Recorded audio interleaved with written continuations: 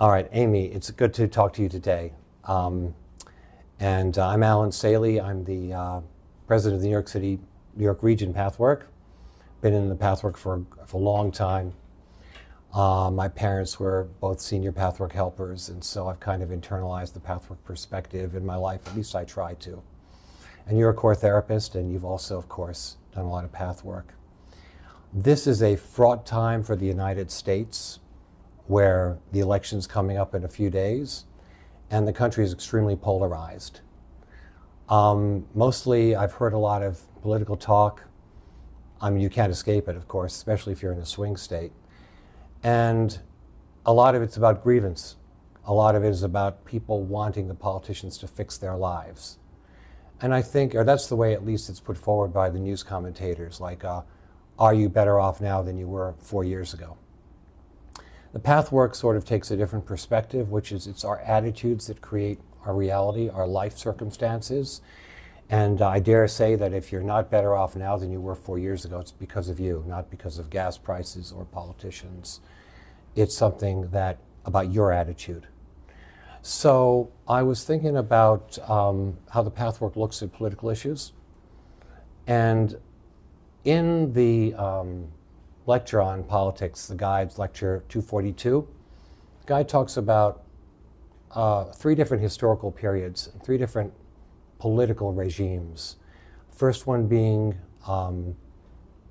feudalism and the medieval culture, monarchy and feudalism, and the second one being communism and socialism, and then the third being capitalist democracy. Now, in the feudal and monarchical times, what the guide says in a nutshell is that each of these 3 systems have a divine aspect, something about it that's worth bringing out. And the idea of the monarchical system, the feudal system, was the good king. The good king is somebody who acts in the best interests of the people. He's a benevolent ruler. Of course, then you get bad kings.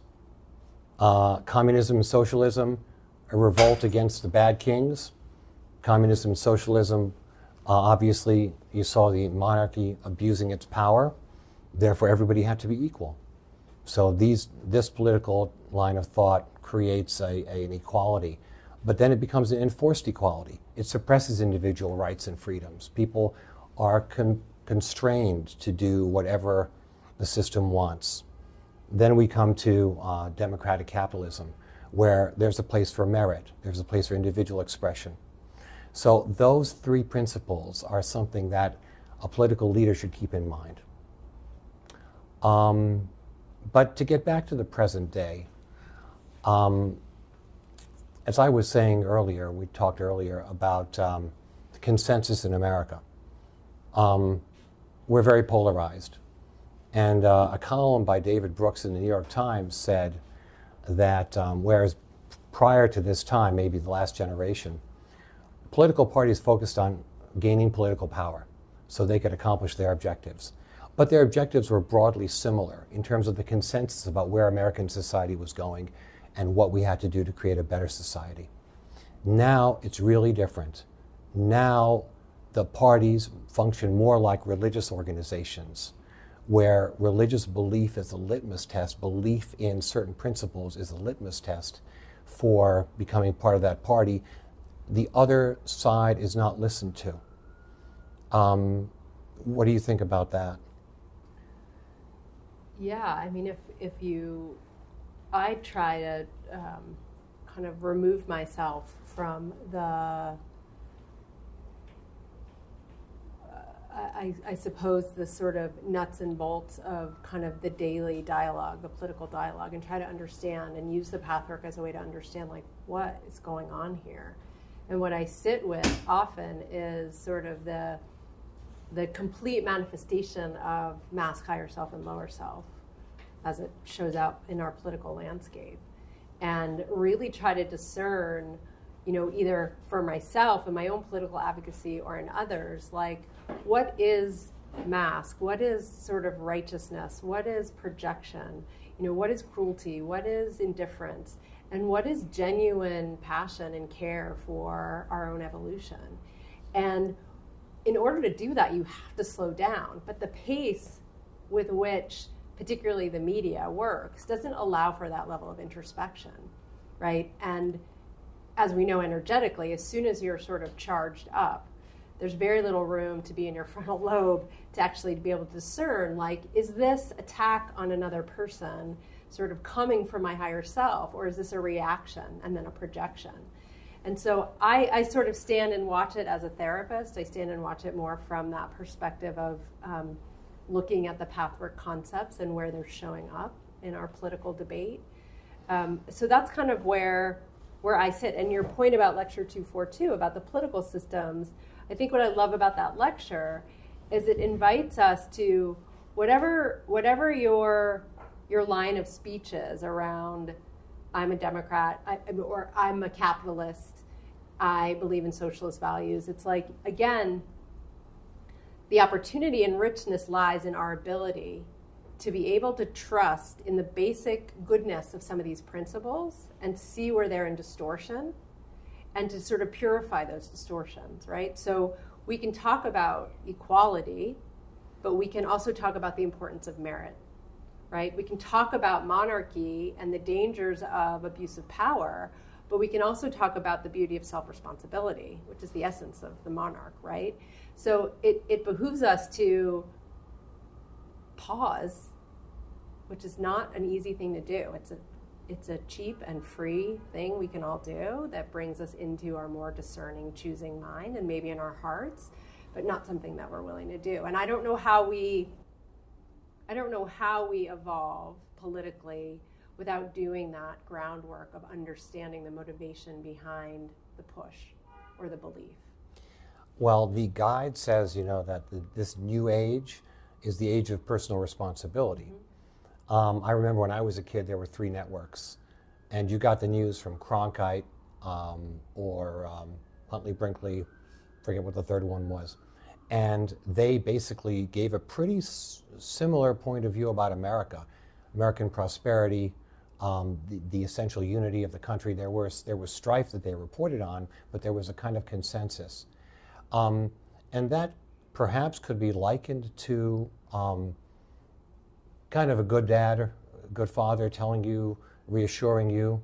Now we have a situation where anybody with a cell phone is a broadcaster. Mm. Anyone who has a electronic device can put something up on the internet, potentially to be seen by millions.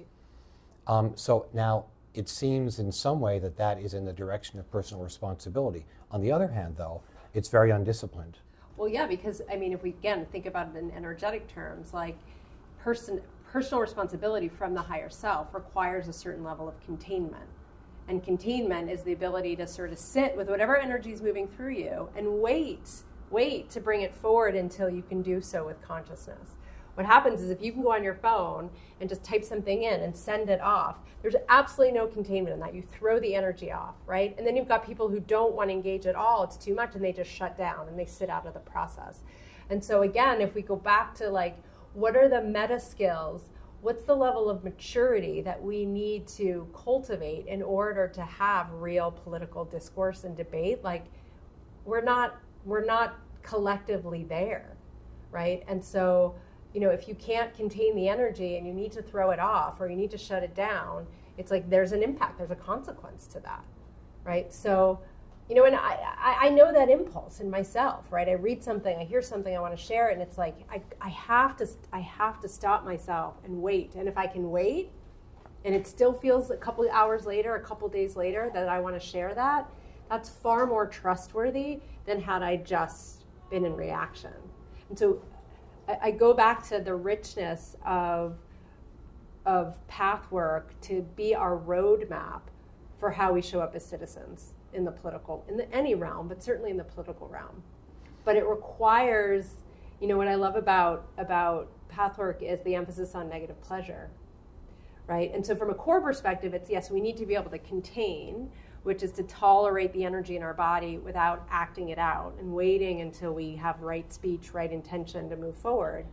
But the notion of negative pleasure is, am I willing to give up that hit I get when I demonize you? Or Sure. when I prove my point, or Sure. I'm the right one, or I'm the righteous one? Because to give that up requires us to sit in the mess and the discomfort and the pain and Right. maybe the grief that the world isn't the way we want it to be. And that we may not, meaning I or you, may not have the right answer, right? And so there's a death involved in that. And so, I just, there's so many ways in which the Pathwork can be such a guide for us here. Right. I mean, Hannah Arendt, of course, says the big enemy of maturity is failure to think, lack of thinking.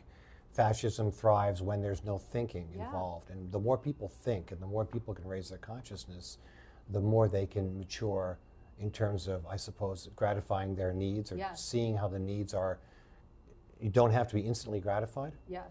And you can see for the Republicans, they get a thrill out of owning the libs. In other words, you just bait the other people, and then when they fall for the bait, it gives you a rush. Yeah. Or the Democrats, same thing. Yeah, and we each have a responsibility as the baiter and the one who's baited. Like, we each have a responsibility to take care of ourselves in that place. Because if you say something to me, I don't have to react. Right? But I have to have the capacity not to react.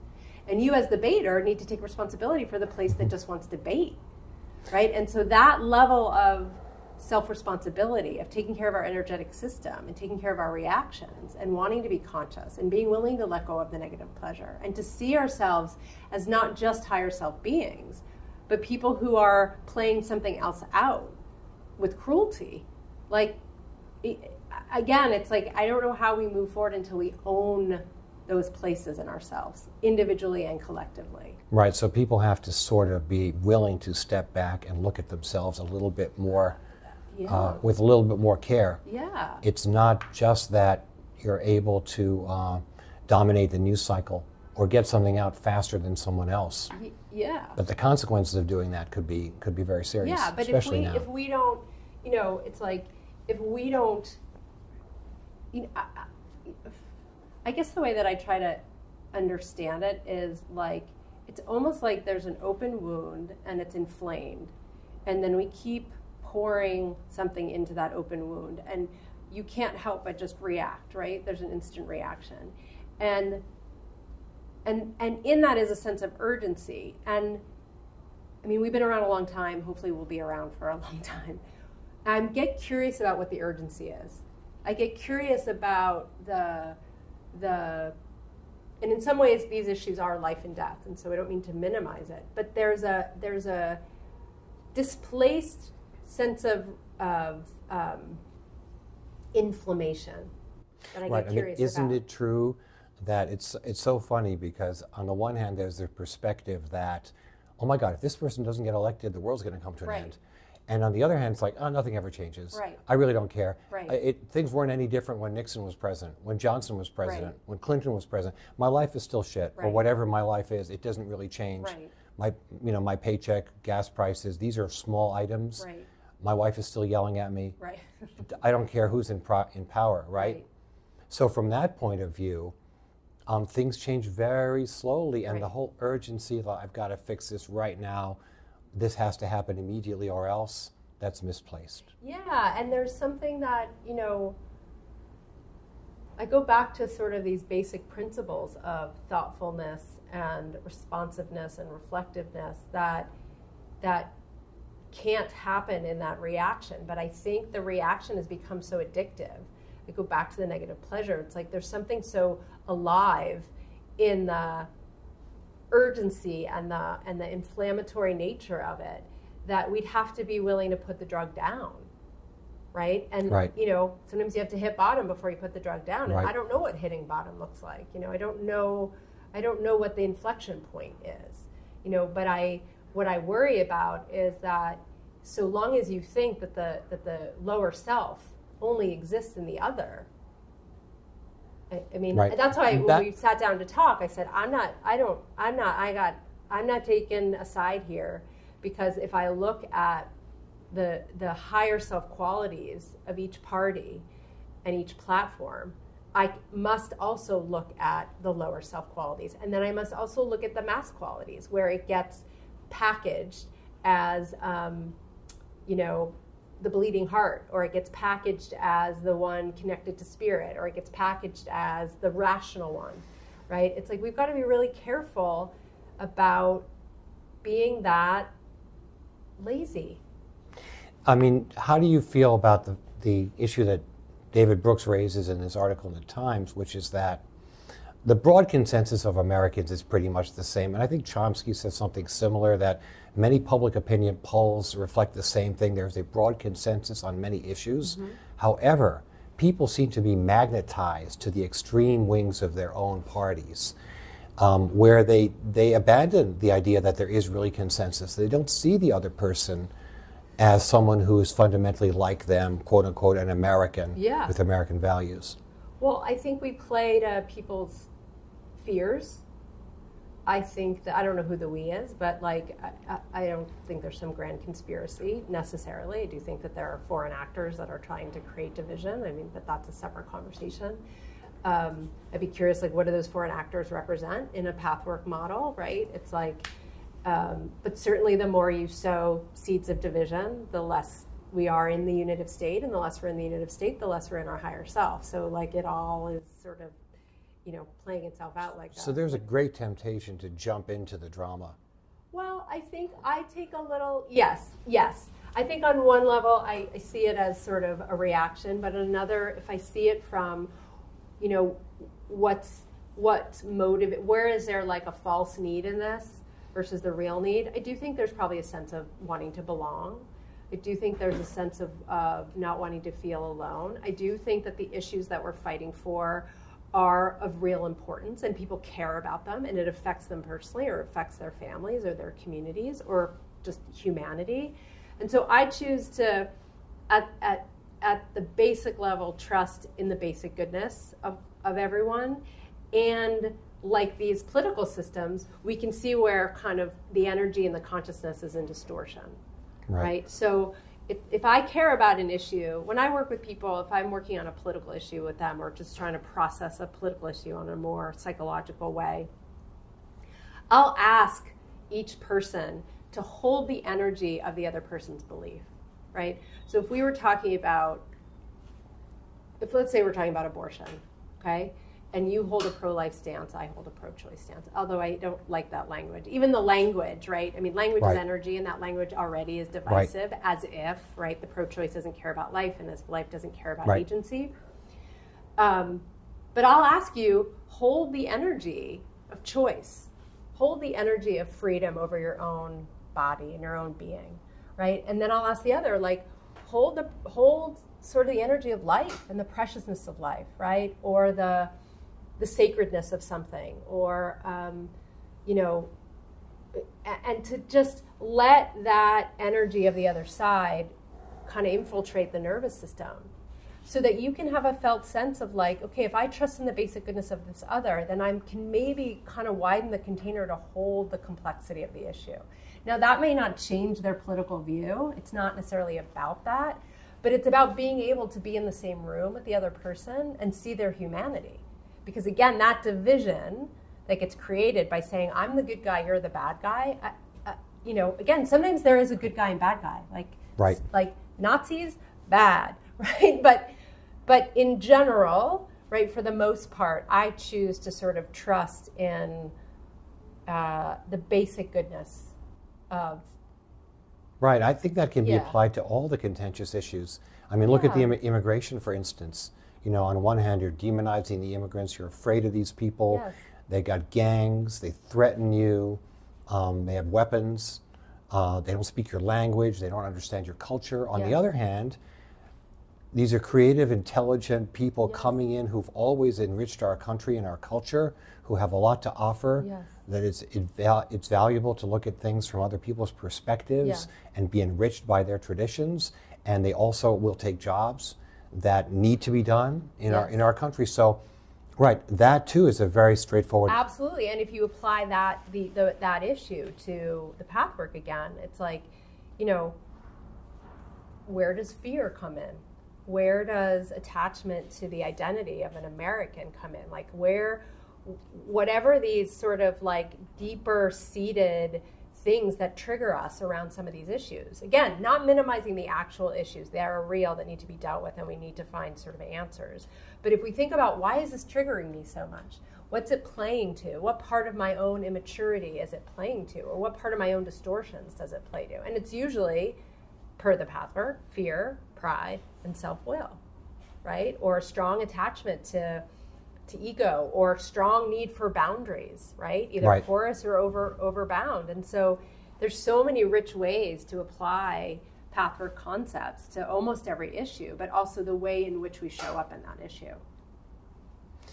So I was thinking we could look at the cards from the presentation. So just so anyone who's watching knows, so I read through, I don't know, maybe 6 or 7 lectures and put together a presentation that says, how can we look at Pathwork concepts to understand systemic change? And so that's what we're working off of, is that kind of consolidation of some of these concepts. Right.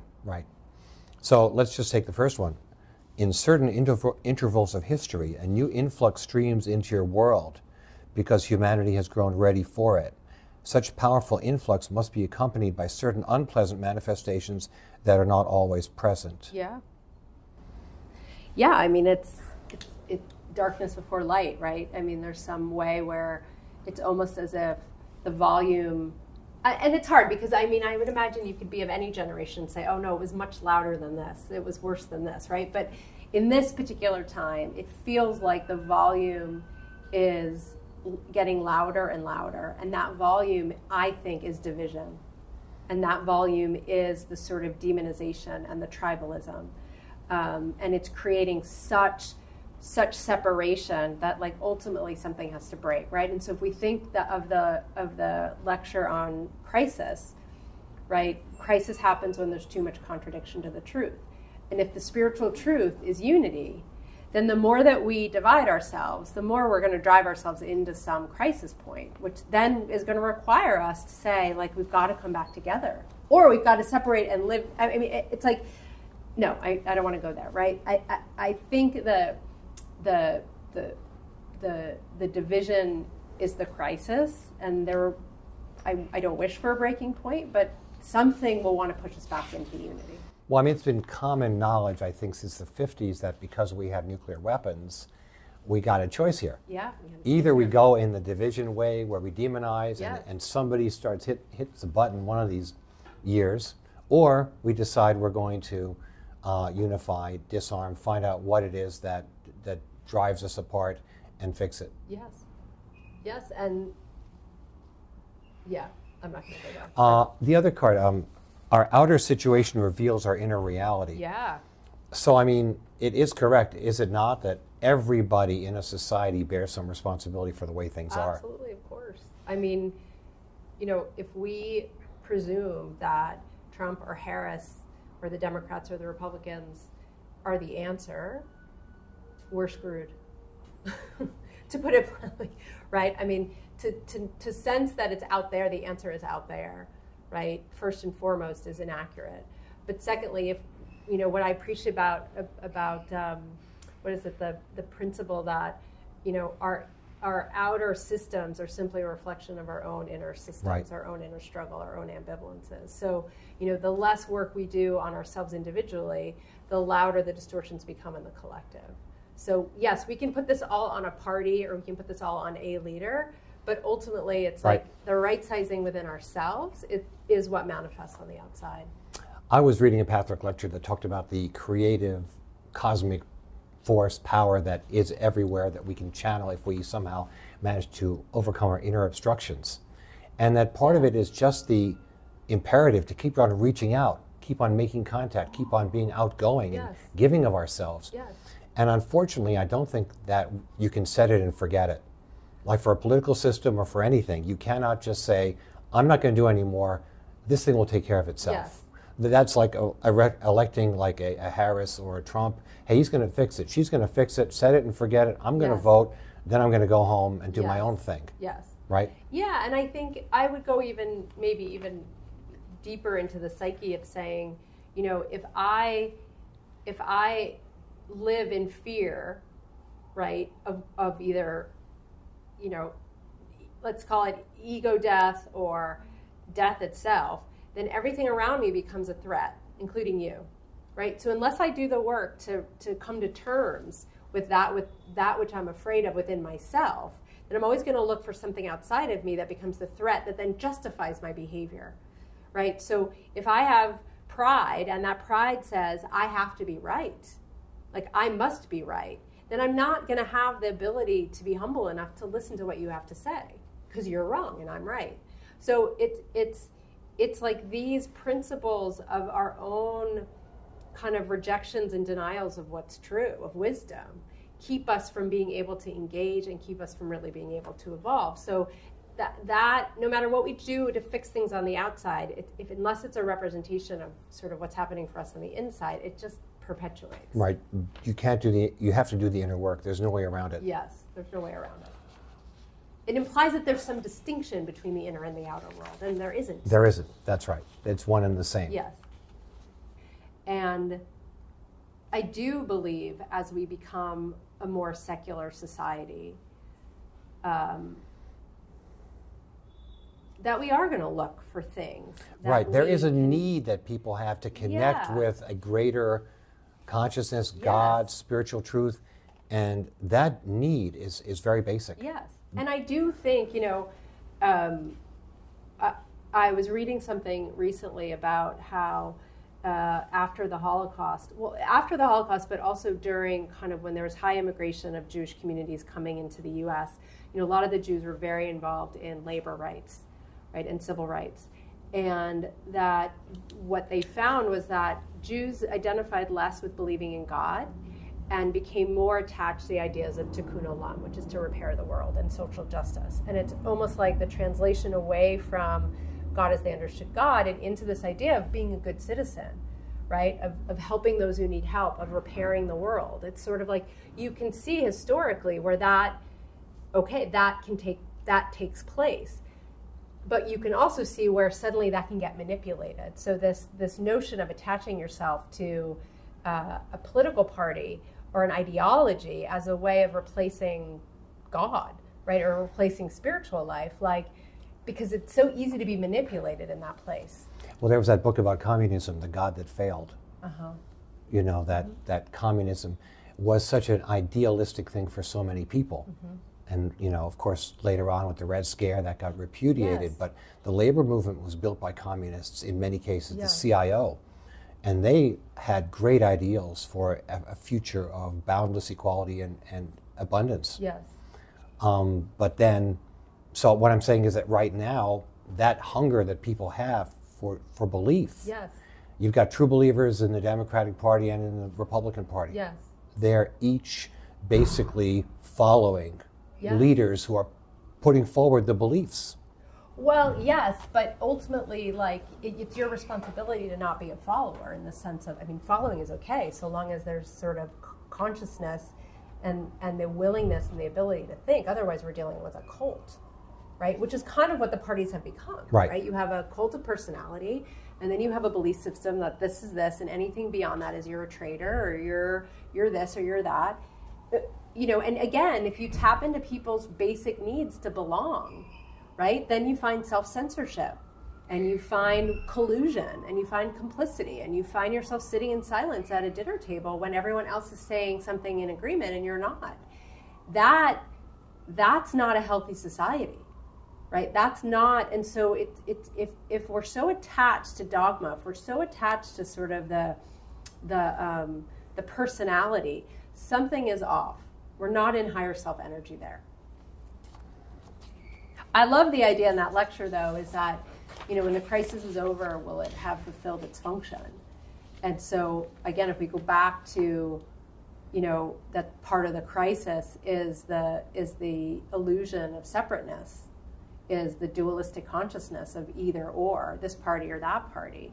If we assume that is part of the crisis, then will it have fulfilled its function? To me, are we in unity? And unity doesn't mean agreement.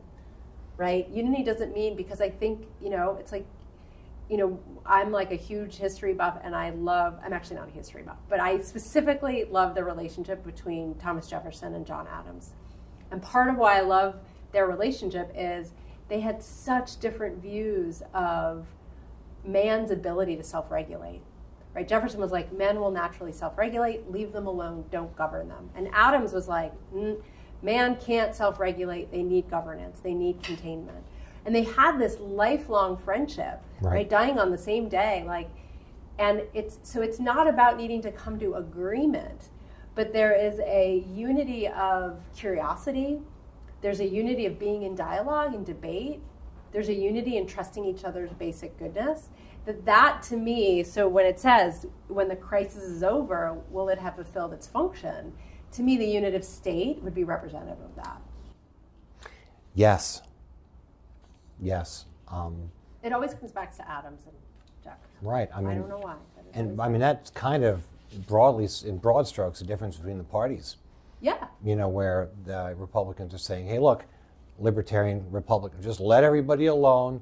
The only thing the United States should do is deal with property rights and national defense. That's it, and currency. That's it. Everything else is fine. People are suffering. Churches will take care of that. People will create mutual self-aid. Fire department people will be volunteering.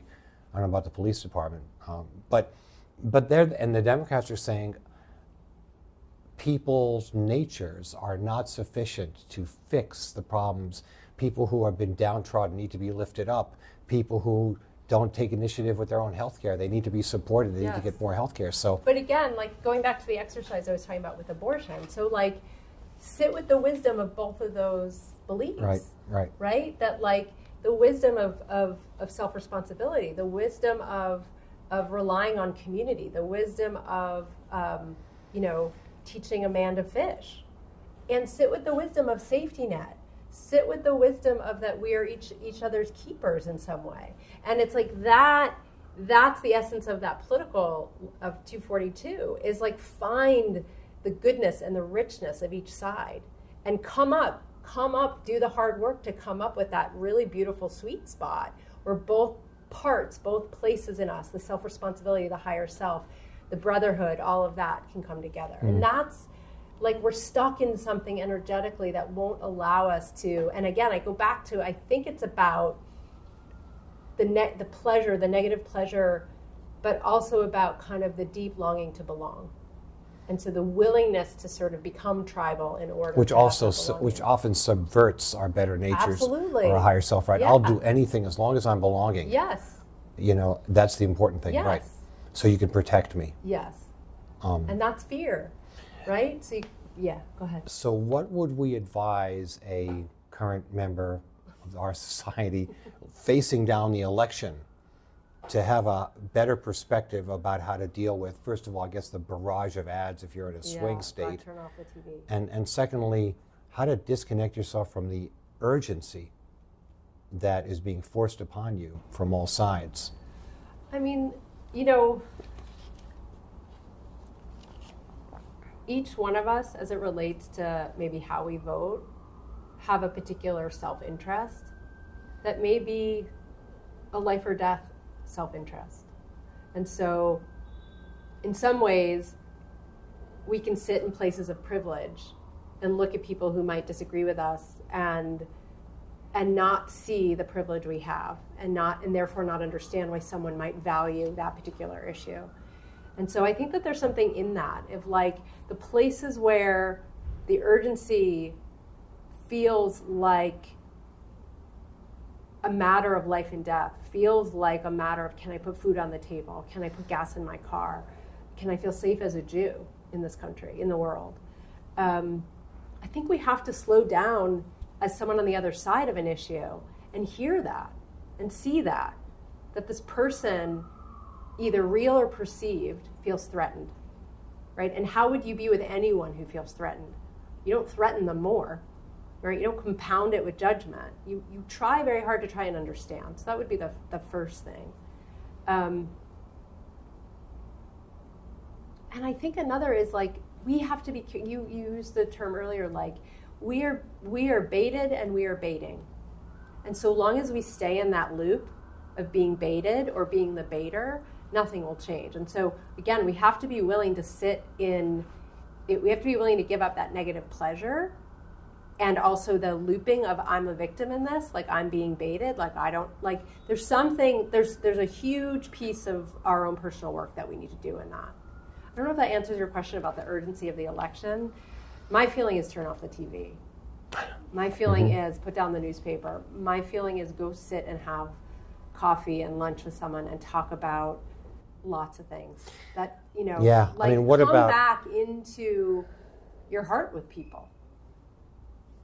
And there's also the connection with personal power, spiritual power, meditation, ways in which you connect with the fact that you are the creative agent in your life and not the outer authorities. Yeah, and I also want to say that I think we all live in systems, and we're all impacted by those systems. And some of us don't have the luxury of turning it off because they live it.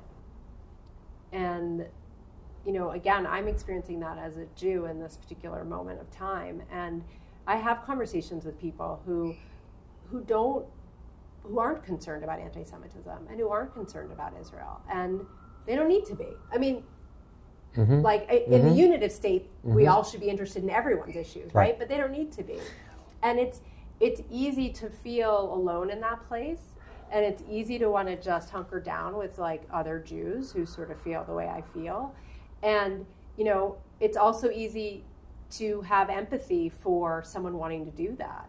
And so it's like, it goes back to this idea of like trusting in people and our own basic goodness, cultivating empathy, being willing to work through the pride and the fear and the self-will, being willing to look at, is my fight for this a higher self fight, a lower self fight, or a mask fight? Am I up to something else here? And am I willing, to sit in the complexity and the nuance, but also the simplicity of certain issues, and have an energetic system that can tolerate that? Yeah, that's a tough one. I mean, because single issues, like for example, some of the Arabs in Michigan, they're not going to vote for Harris because of Palestine. Right. That's it. Nothing else matters. The gas prices don't matter. Immigration doesn't matter. Nothing else matters. Right. Like probably for some rich guys, okay, am I going to get a deal on the capital gains? Right. Am I going to? I don't care whether it's Trump or Harris. Whoever promises me more money on my investments, I'm going to vote for them. Yeah. Nothing else matters. I don't care about. And there's nothing wrong with self-interest, but self-interest from the higher self is one thing. Correct. Self-interest from the lower self is one thing. Self-interest from the mask is one thing, right? And so all I'm asking of myself, because that's all I have control over, is to sit in the places where, as a one-issue person, that I really feel into like, what is this about for me?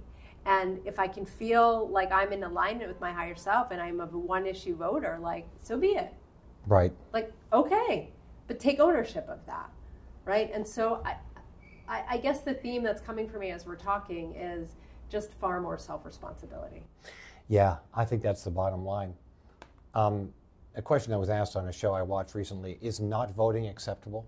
Can you not vote? Is that okay? Is it okay? I mean, I suppose it's okay in terms of... I think every action has a consequence, right? Yes. So as long as you're willing to be in the consequence of your choice, you can do, voting is not compulsory, like we don't have to vote. What is it to not vote, right? Is it a sense of defeat? Is it an act of defiance? Is it just pure laziness? Well, the same lens that you apply to everything else. Yeah. How does it really matter to you? What is the self-responsibility involved in making that choice? Yes. Where are you making that choice from? Yes. And, is there something that we've convinced ourselves of? Is there some belief system that we're sitting with that we determine that our vote doesn't matter? Right? I mean, like what's happening for people that sort of make the choice? Well, I did see that comment in the poll of voters. They went to poor communities, and the poor people, many of them said, it really doesn't matter. Nothing changes. Yeah. I don't care who I vote for. Nothing's going to change. Yeah.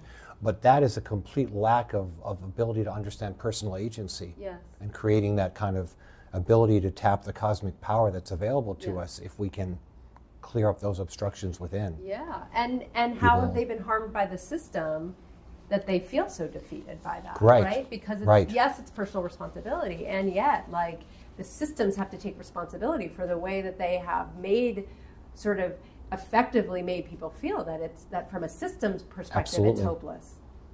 Yeah, I mean, the themes that are coming up for me are discerning higher self, lower self mass, also building the container to be able to tolerate being triggered and being impacted so that we don't have to be in reaction, whether we act out or whether we shut down and stay, not involved, and to really cultivate our capacity to trust in each other's basic goodness so that we really can be humble enough to listen to what someone else has to say and to receive it and to trust perhaps in the wisdom of it, right? Like, what in what this other person said is right, or Right. what in what this other person said is true.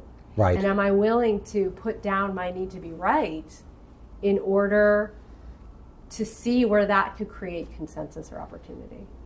Right. And what is the crisis, and when it's over, again, if crisis to some extent is sort of division, is, when the crisis is over and we are more unified and together, and again, not in agreement per se, but in a unitive state, like, what then from that place can we create? Okay. So thanks. Thank you. It's fun.